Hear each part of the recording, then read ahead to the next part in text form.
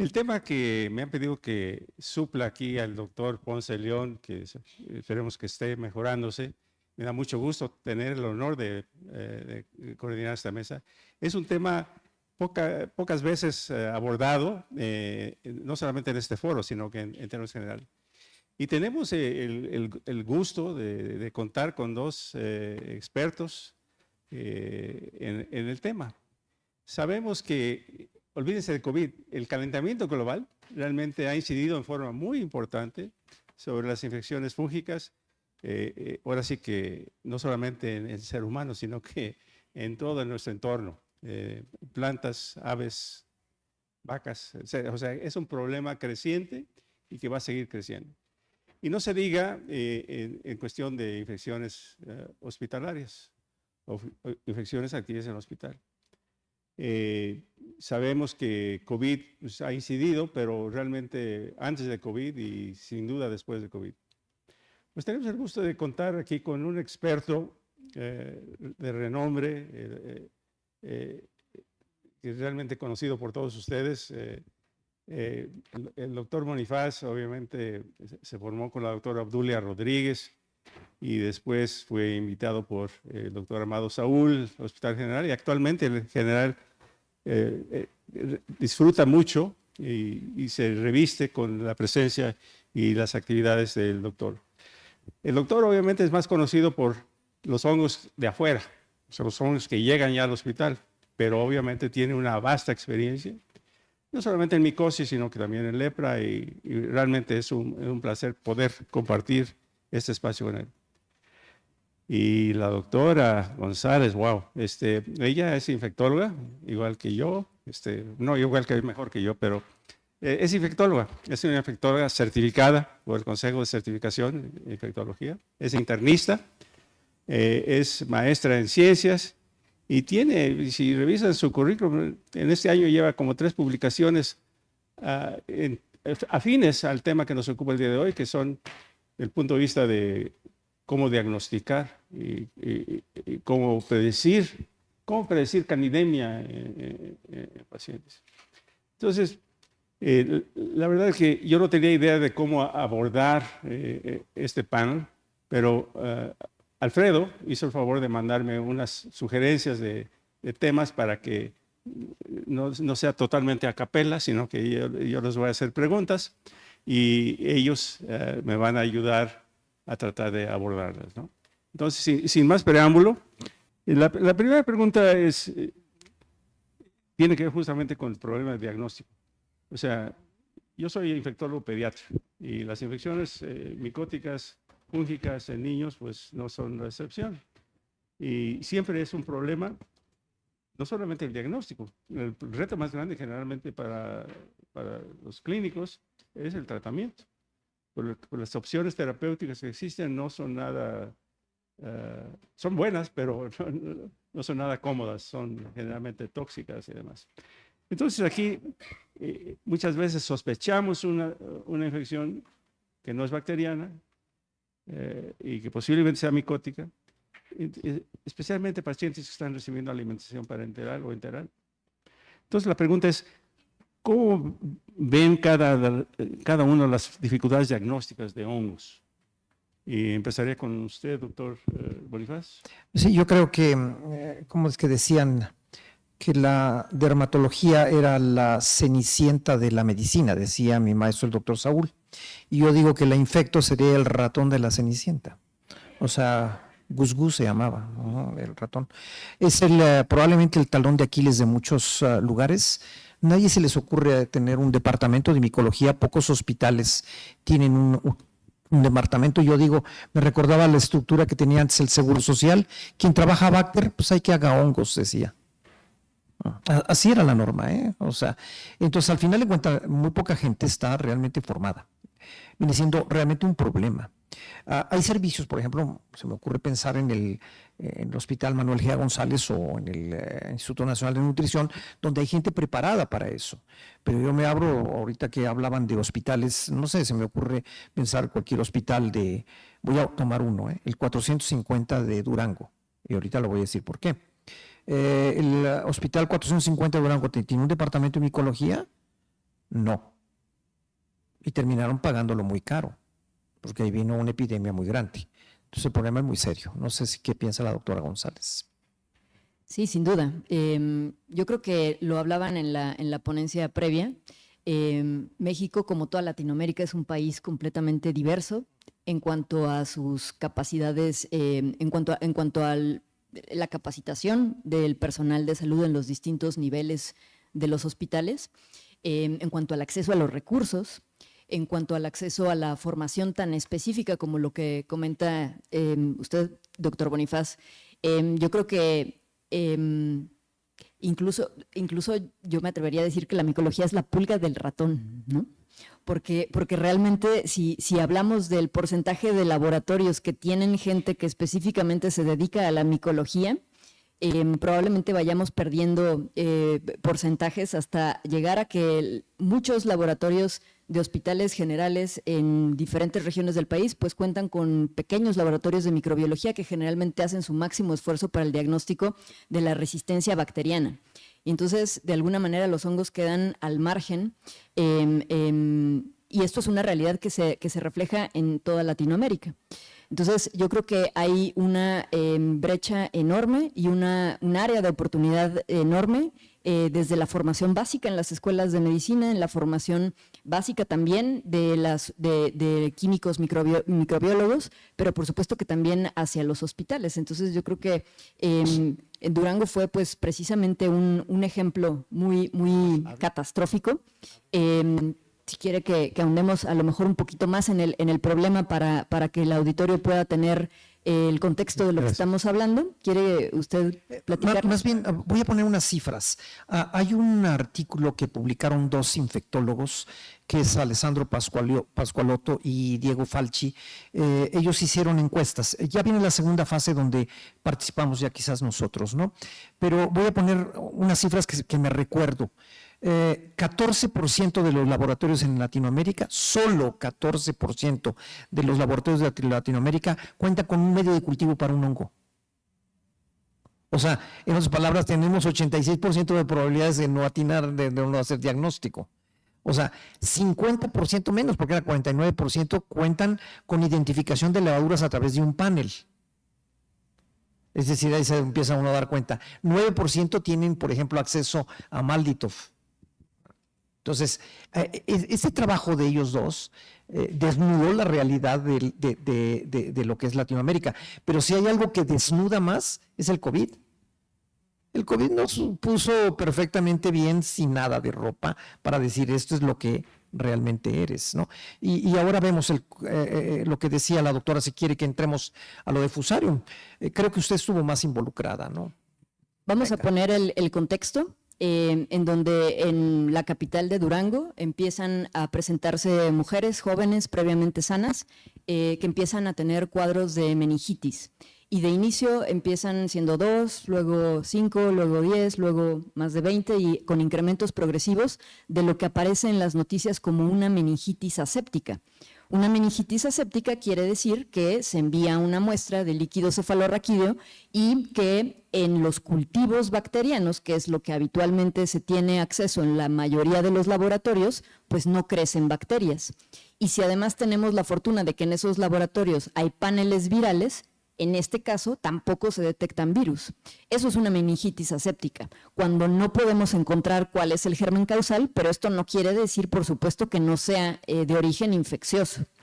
Entonces, ¿qué pasa? Hay un brote de meningitis aséptica, cada vez hay un mayor número de casos, con una alta mortalidad, no responden al tratamiento convencional y lo que resulta que pues todas estas mujeres jóvenes tenían en común era el antecedente de haber sido sometidas a procedimientos obstétricos, ya sea cesáreas, partos que ameritaron un bloqueo espinal, o sea, bloqueos espinales, en donde se introduce la anestesia y la analgesia por vía raquídea. Y esto era algo común en todas ellas. Entonces, pues fuertemente había este antecedente. Tenemos que pensar que se trata de un agente infeccioso de origen nosocomial, pero todos los cultivos son negativos. Y si el 7% de los laboratorios tienen los medios fúngicos, pues lógicamente no se va a detectar que hay ningún crecimiento, que no hay una causa de esta pues realmente catástrofe que muy rápidamente escaló. hasta que en este mismo laboratorio o en este mismo hospital, pues afortunadamente sí hay infectólogos que empiezan a identificar que esto no es lo habitual, empiezan a pedir ayuda a laboratorios de referencia, hasta que un buen día ya de una muestra de autopsia empieza a haber un crecimiento de algo que parece un hongo filamentoso en un cultivo de sangre, es decir, no es el medio apropiado para el desarrollo de los hongos, pero hay tanta cantidad de hongo que crece incluso en medios que no son específicos. Y es entonces como se logra detectar que es una meningitis por Fusarium. Para el momento en el que se identifica a este agente etiológico, ya con varias muertes, ya con cerca de 50 casos, es que se empieza el tratamiento dirigido para todas las pacientes que seguían hospitalizadas. Entonces, esto pues es claramente la punta del iceberg de las limitaciones de diagnóstico que tenemos en la gran mayoría de nuestros hospitales y que pueden ser verdaderamente desnudadas con una catástrofe como esta, que el doctor Bonifaz les puede contar lindas historias acerca de Fusarium, por qué puede ser tan catastrófico. Bueno, para entrada, Fusarium no tenía que estar ahí. O sea, porque si uno busca meningitis por Fusarium, prácticamente no encuentran ninguno. En realidad ahí lo pusieron. Y si yo pienso, porque yo a veces siempre siento que soy hongo, hay veces sueño eso, o sea, sueños malos, ¿no? O sea, de hecho esto, la doctora Fernanda sabe eso, empecé a recibir tantos mensajes de WhatsApp que yo un día desperté y digo yo, pues debo ser un hongo, ¿no? En realidad Fusarium no entró ahí, entró por una contaminación. Este es un hongo fitopatógeno, es decir, todas estas plantitas muy bonitas que tenemos ahí, si no son de plástico, no estoy seguro, si no son de plástico, pues ahí podría estar Fusarium. Si Fusarium entra en los hospitales a través de algunos alimentos, pero sobre todo de algunas plantas. O sea, una madre que reciba a su nuevo bebé y que le lleven un ramo de flores al hospital, viene con sello también de Fusarium. Habría que controlar también eso es algo más que vale controlar, ¿no? Bueno, efectivamente, el caso de Durango y Tamaulipas también, posteriormente, ejemplifica el tema que nos ocupa en este foro, infecciones adquiridas en el hospital y buscar hospitales sin infecciones. Obviamente, esto se convirtió en un problema jurídico que sigue, obviamente, y justamente médicos no certificados, anestesiólogos, los menciono porque ahora es parte de mi chamba donde no me pagan, pero creo que es muy importante regresar a la pregunta que les planteé en torno a la dificultad diagnóstica. O sea, histoplasma, meningitis, pues sí, más o menos puede ser una tinción y identificarlo. Pero si podemos abordar el tema de los retos que representa realmente el diagnóstico laboratorial. El diagnóstico laboratorial empieza en que el médico tome la muestra adecuada, lo sospeche, por supuesto, tome la muestra adecuada, notifique la sospecha a su laboratorio, pero por supuesto que en el laboratorio existan microbiólogos capacitados para empezar por lo básico, que es tener los insumos, los medios fúngicos y tener las tinciones básicas. Cuando hay estos crecimientos de microorganismos que no tenemos la identificación claramente o que por supuesto no vamos a tener acceso a métodos moleculares o a plataformas automatizadas, la microbiología empieza en las tinciones y empieza en el ojo y en el microscopio, y eso el doctor Bonifaz lo sabe mucho mejor que yo, pero ¿qué porcentaje cree usted de laboratorios que tengan gente capacitada en hacer tinciones adecuadas, en la experiencia para poder analizar las colonias microscópicas, las conidias, el análisis morfológico de las placas para poder dar un diagnóstico desde la microscopía? He recorrido el país hablando de hongos y yo no creo que el 5% de los hospitales tengan esa capacidad y no sé si el 5% me estoy viendo alto, es decir, son muy bajos, solamente hospitales grandes donde haya un departamento, eso sigue siendo muy bajo. Yo vivo recibiendo muestras y luego este hongo creció y bueno, ¿y ese hongo qué? Es decir, tampoco significa que usted tiene un crecimiento de un aspergillus allí y no le sabemos dar un contexto. Es decir, y después le volvieron a mandar otra muestra, sí, pero no creció en las siguientes, entonces el primero no era. Faltan los criterios también, ¿no? Claro. Bueno, si este tema es difícil, El tema más difícil todavía es el tema de susceptibilidad en hongos. O sea que en cuestión de bacterias, más o menos lo tenemos entendido desde hace muchos años. Pero, ¿por qué pensar en hacer pruebas de susceptibilidad? Bueno, en primer lugar, porque los antifúngicos con los que contamos actualmente no son tan eficientes o tan eficaces como nos gustaría. Entonces, la resistencia a anfotericina, a los nuevos antifúngicos, pues es conocida. Entonces, los retos de establecer, o sea que hablamos de la dificultad primero de hacer el diagnóstico. Y ahora es un paso, no cuántico, pero importante. Cuando tienen una muestra de, vamos a Candida aureus, que está de moda ahorita, los retos para hacer las pruebas de susceptibilidad. Ese sería el segundo paso, ¿no? Ya partiendo de la microscopía básica, hay un crecimiento en los cultivos de levaduras. Lo que hacemos cuando tenemos acceso a los métodos automatizados, me da una identificación y desafortunadamente la minoría, estará también menor al 10% en general, hablando a nivel nacional, que hacen pruebas de susceptibilidad a antifúngicos en cándidas. Cándidas lo podemos recuperar de cualquier tipo de muestra. Puede salir en cultivos de orina, en cultivos vaginales. Cándida, pues al final del día es parte de toda la flora que tenemos, de todas las mucosas de la piel, etcétera. Pero en ciertas condiciones que presentan pacientes hospitalizados que tienen todo que ver con, empezamos a utilizar más antibióticos, tienen estancias muy prolongadas tal vez en las terapias intensivas, tienen muchas sondas, tienen muchos catéteres y es uno de los aislados pues que con más frecuencia vemos en el hospital y como bien decía el doctor Bonifaz, pues todo depende de la interpretación que uno le da. Pero cuando Cándida está en un cultivo que se debe considerar estéril, como por ejemplo es la sangre, ahí es forzoso que tengamos que hacer las pruebas de susceptibilidad a antifúngicos. Entonces, si tenemos nuestras plataformas automatizadas, fácilmente la tarjeta me va a decir si es resistente o no al fluconazol, y eso sería de difícil acceso, pero lo más razonable que hablar de hacer microdilución en caldo, por ejemplo, para la susceptibilidad a las levaduras. Eso es algo irreal y exclusivamente de laboratorios de referencia. Entonces, hay una limitación muy importante.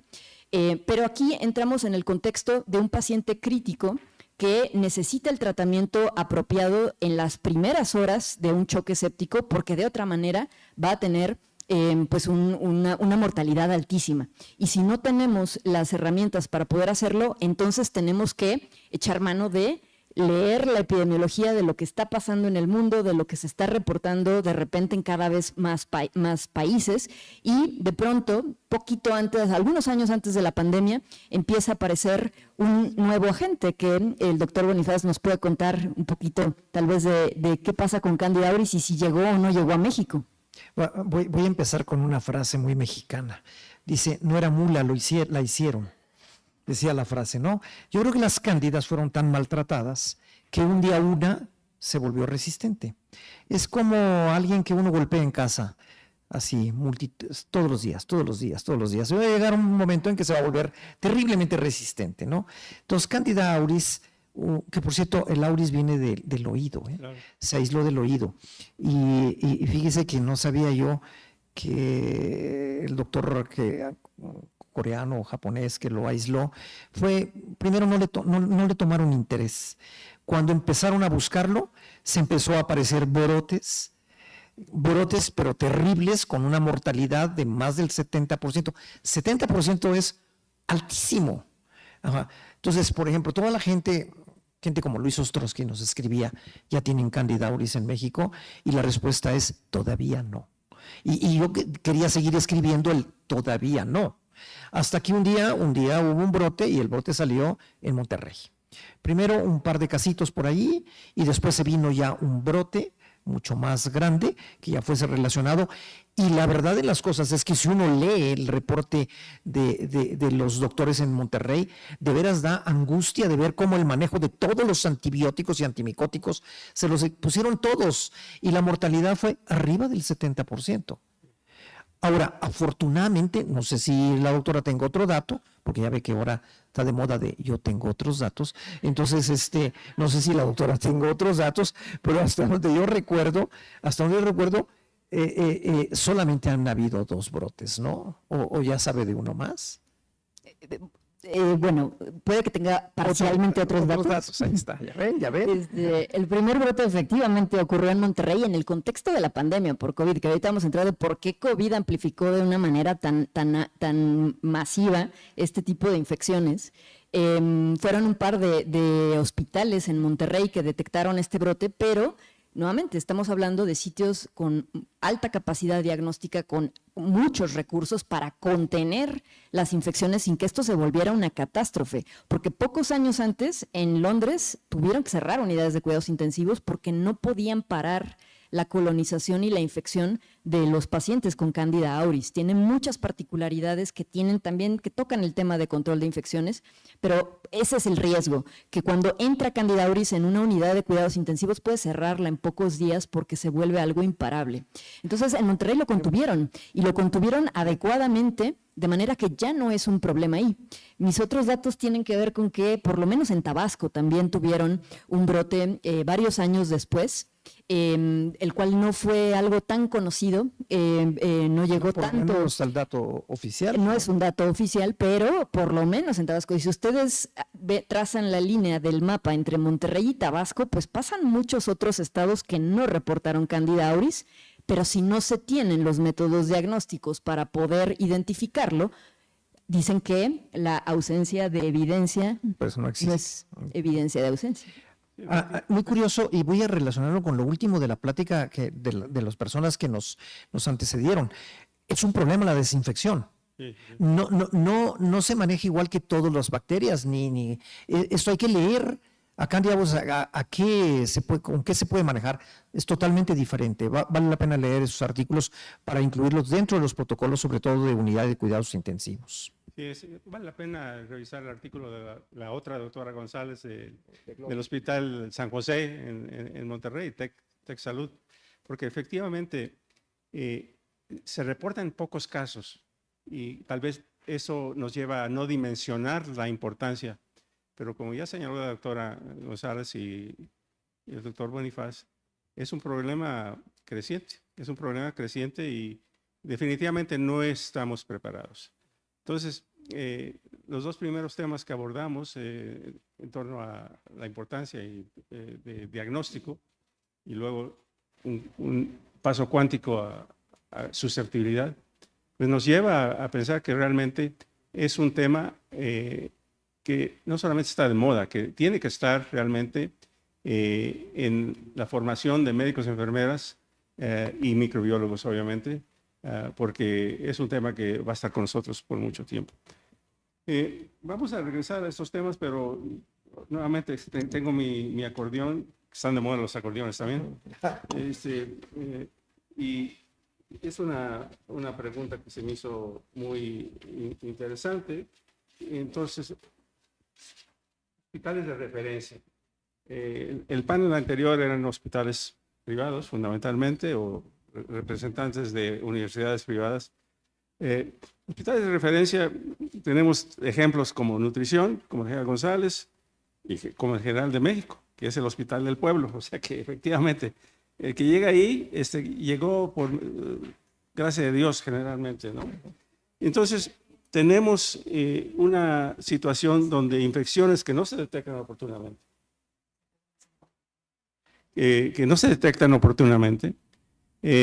y finalmente llega el paciente ya multitratado con antibióticos generalmente, que no ayudan en el tema.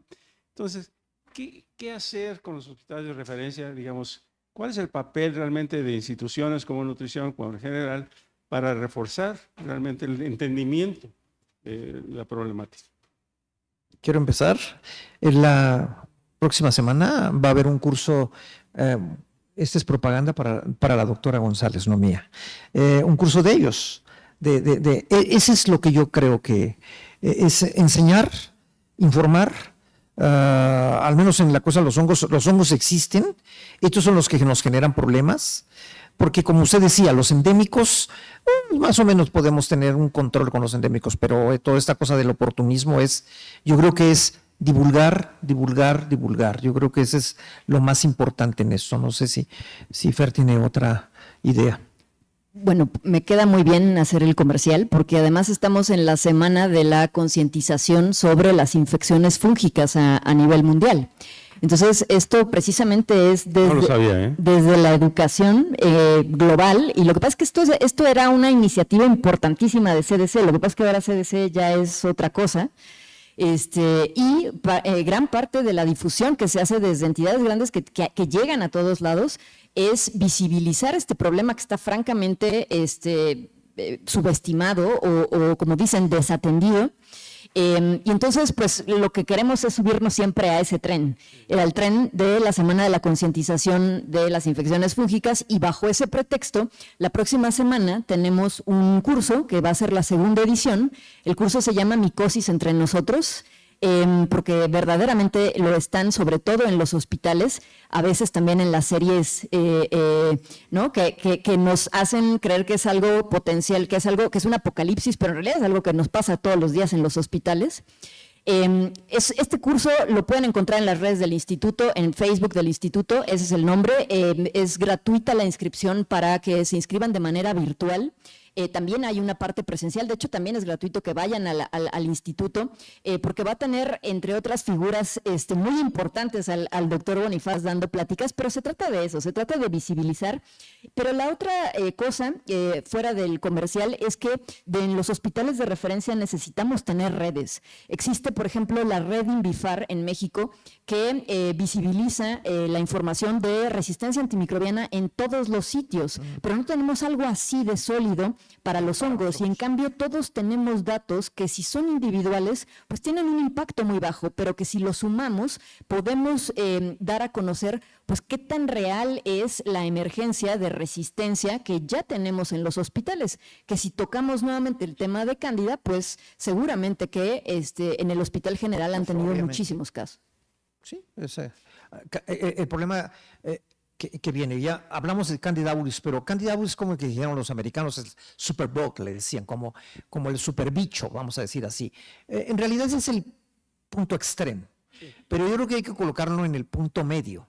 En el punto medio hoy tenemos otra cándida, que es la Candida parapsilopsis, que hoy se incrementa cada vez. Y yo digo, pues, ¿somos capaces de medir la resistencia? No, es la respuesta. Pero además, ¿cómo estoy midiéndolo? Nada más cualitativamente.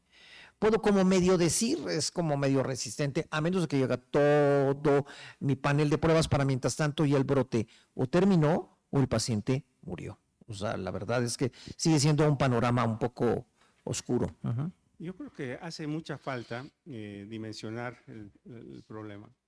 Por ejemplo, cuando hablamos de infecciones, mortalidad asociada a infecciones hospitalarias, durante la pandemia, el estudio que se publicó en Lancet habla de que aproximadamente 465,000 muertes fueron asociadas a infecciones hospitalarias y 147,000 atribuibles a infecciones. Pero hablan de infecciones bacterianas y no se dimensiona la importancia de infecciones fúngicas, y no tenemos datos de mortalidad asociada. Y obviamente hay. Tal vez no es tan importante como las bacterias escape, pero es información que no tenemos y necesitamos de ustedes, ¿no? Yo quiero llegar allí a colocarme en el terreno que me siento más cómodo. Porque en Cándida, pues no me siento tan cómodo, ¿no? O sea, pero en Mucor, eso sí me siento realmente cómodo. Y le voy a ser honesto. Cuando vino el COVID, yo jamás pensé que Mucor iba a ser uno de los protagonistas, que para la gente que no tiene idea de estos le llamaron hongo negro. El hongo negro, y salían en los periódicos, que por cierto de negro no tiene nada, es tan blanco como mi conciencia, digo yo. Entonces, pero todo el mundo empezó a ver un poco de morbo, y tiene COVID y además hongo negro, decían, ¿no? Y, ¿qué pensé yo? Que Aspergillus iba a ser el protagonista, por ser un hongo respiratorio, y lo fue. Y realmente lo fue. Es decir, yo no lo voy a quitar al Aspergillus, pero jamás pensé, no, y otra cosa, no solamente los ventiladores, voy a poner nada más un escenario. No me acuerdo cuántas camas tenía el INER en COVID, pero tenía creo como 90, 100. Vamos a poner 100. Pero afuera tenía en los pasillos carpas. Si no podemos controlar el aire del edificio, que necesitaríamos cuartos con presión negativa para que el hongo no pueda pasar, ¿qué puedo controlar yo en una carpa que yo ponga aquí afuera? Es imposible controlar. Pero el mucor para mí fue la gran sorpresa. Y eso no tuvo que ver con dos cosas. El tipo de paciente que tenemos, que es el paciente diabético, que es un serio problema en México. Yo creo que la doctora Fernanda querrá comentar algo más y si quiere después ponemos unas cifras, ¿no? Cuando hablamos de catástrofes, pues la catástrofe y la tormenta perfecta precisamente, afortunadamente no sucedió así en México, pero sí en la India. Entonces, ¿qué pasa si es una población con altísima prevalencia de diabetes? En el contexto de la pandemia, donde se cierran las unidades de salud, en donde no hay acceso a los medicamentos, la gente suspende sus tratamientos, la diabetes se descontrola, pero además de pronto aparece la famosa dexametasona.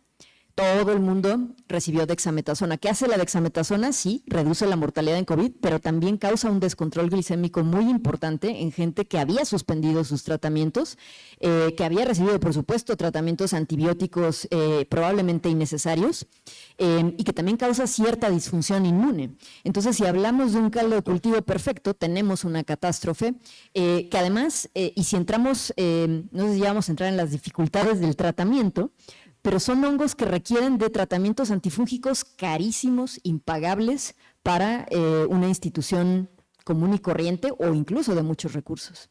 Ahora, le voy a decir las cifras más o menos. La India tuvo 47,000 múcores en 3 meses. O sea, wow, dice uno. Pero ahora le voy a platicar algo.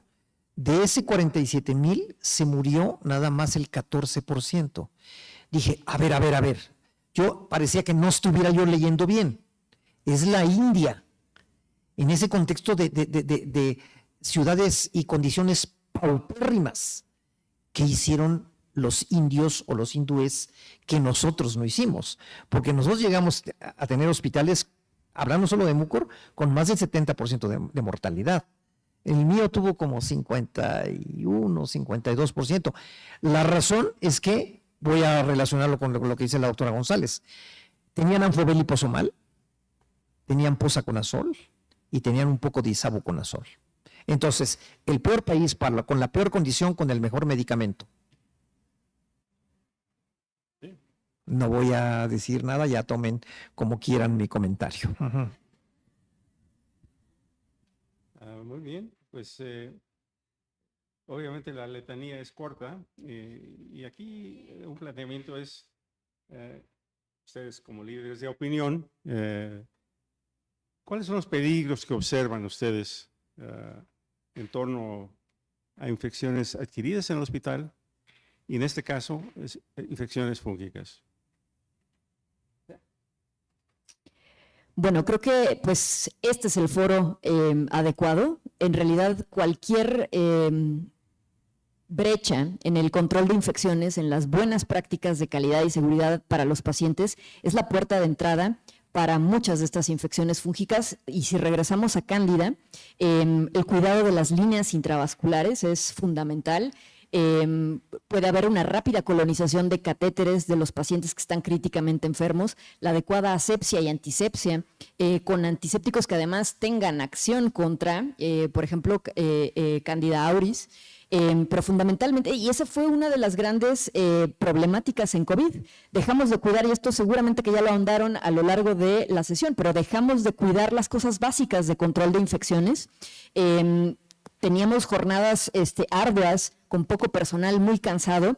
Teníamos un sobreuso de antibióticos, que esa es la segunda, después del control de infecciones, yo diría que esa es la gran amenaza en las infecciones fúngicas.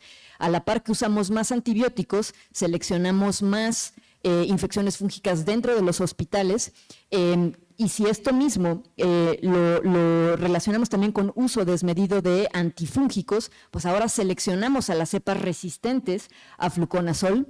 Entonces tenemos realmente muchas dificultades que se pueden englobar perfectamente bien desde este foro. ¿Qué ¿Qué pasa cuando tenemos esto? Nuestros pacientes se colonizan rápidamente en la vía urinaria, se colonizan rápidamente en los catéteres, y si además mis antisépticos o las técnicas de descontaminación, esterilización que están mencionando no tienen acción contra Candida auris, me entero demasiado tarde cuando por fin salen los pacientes que ya tienen candidemia, cuando muy probablemente cuando yo descubra el caso índice de una candidemia por Candida auris, ya toda mi terapia intensiva está colonizada, y muy probablemente va a ser de muy difícil control. Entonces, pues aquí se suman brechas en control de infecciones como amenaza, resistencia antimicrobiana desmedida, falta de programas de uso adecuado de antimicrobianos, pero también de antifúngicos. No existe el control de los antifúngicos dentro de estos programas. Yo voy a poner una frase que me gusta, ¿no? Uno puede ser a veces víctima de su propio éxito. Julio Frank. Ahora ya le pongo Julio Frank. Si un antimicótico o un antibiótico sale bueno, se empiezan a hacer las siguientes líneas que le llaman nuevas generaciones, es como lo usa la industria farmacéutica. Y voy a poner el contexto de los triazoles que decía la doctora Fernanda. Los nuevos antimicóticos, Bori, Posa y Sabuconazol, son triazoles. Tienen buena potencia, son fáciles de manejar. Se empezaron a copiar, hicieron copias parecidas para meter el control de la industria de los alimentos, del ganado, y son parientes de estos. Entonces, cuando me llega un Aspergillus, ya me llega tocado, ya lleva resistencia, y que no se ha usado, probablemente venga el paciente de un lugar muy apartado, pero por supuesto que ya viene con esa resistencia que se dio por el manejo a través de productos, sobre todo de la industria de los alimentos, de los cultivos. Entonces, el panorama es cada vez que sale uno nuevo, pues también la industria lo va a utilizar para otras cosas y nosotros pagaremos ese costo. Este panorama creo que es importantísimo porque regresa al concepto de una salud. Las infecciones fúngicas, así como la resistencia antibacteriana, tenemos que verla desde un punto de vista global, con el concepto de una salud. Y esto quiere decir que lo que yo hago para contener las plagas de los cultivos va a impactar, es decir, utilizar fungicidas que tienen exactamente el mismo mecanismo de acción que los antifúngicos que usamos para los pacientes que ya tienen aspergilosis. Entonces, si yo selecciono al Aspergillus en el medio ambiente, en un lugar completamente remoto, se inhalan esas conidias que cuando somos inmunocompetentes no pasa nada, pero cuando tenemos una enfermedad hematológica que a lo mejor también tiene alguna relación con los pesticidas, y entonces ya tenemos un Aspergillus que es resistente por algo que se usó en la industria alimentaria. ¿Y qué pasa? En el hospital utilizamos nuestros antifúngicos de nueva generación y resulta que ninguno de ellos tiene utilidad para estas cepas de Aspergillus que ya son resistentes. De aquí a que el laboratorio me identifica el Aspergillus y si tengo la suerte de que hace la prueba para susceptibilidad, probablemente sea demasiado tarde para este paciente. Ahora, por fortuna, este panorama que es catastrófico, por ejemplo, en Reino Unido, en Países Bajos, donde hasta el 20% de todos los Aspergillus tienen este patrón de resistencia, afortunadamente no es el caso de este lado del océano. En México han sido anecdóticos los casos que se han reportado, pero nuevamente volvemos a un terrible vacío de información y de falta de acceso a los métodos diagnósticos. Muy bien, pues tenemos 5 minutos. Si quieren hacer comentarios finales. No, el único comentario es la serie que la doctora decía, probablemente ustedes que son Netflixeros, a ver si me salió bien esa frase, la primera vez que lo uso, y que vieron aquel programa de Last of Us, de cómo una infección de un hongo lo hacía convertirse uno en un hongo. Pues por supuesto que es una exageración, pero me encanta que haya surgido eso, porque la gente volteó a vernos. Los micólogos nos empezamos a hacer un poco famosos y voltearon a ver los hongos. Ese es mi comentario. Piensa en hongos. También piensa en hongos. Ese es mi comentario. Si van a la Marquesa, también hay caldo de hongos muy sabroso. Sí, tampoco es una huitlacochomicosis. No, por supuesto que no. No entraría ahí el término, ¿no? Y yo quiero conectarlo con la serie. A mí me encanta el capítulo, si ustedes vieron la serie, en donde le preguntan a la experta qué es lo que recomienda, qué vamos a hacer para contener este problema que tiene el potencial de ser un apocalipsis. Yo no sé si alguien se acuerda de esa imagen, pero lo que ella dijo fue, pon una bomba y destruye la ciudad y acaba con el problema. Eso no es, por supuesto, lo que corresponde hacer, pero no va a resolver, puede resolver el problema de una ciudad, si quieren, pero definitivamente no va a resolver el contexto global con el que tenemos que enfocarlo. Entonces yo lo cerraría en que hay que pensar en hongos, hay que tener los métodos para poderlos diagnosticar, hay que tener el entrenamiento para hacer una identificación certera, hay que tener idealmente métodos de susceptibilidad antifúngica y hay que crear redes para visibilizar lo que pasa en nuestros hospitales y podamos tener un panorama global, nacional más completo.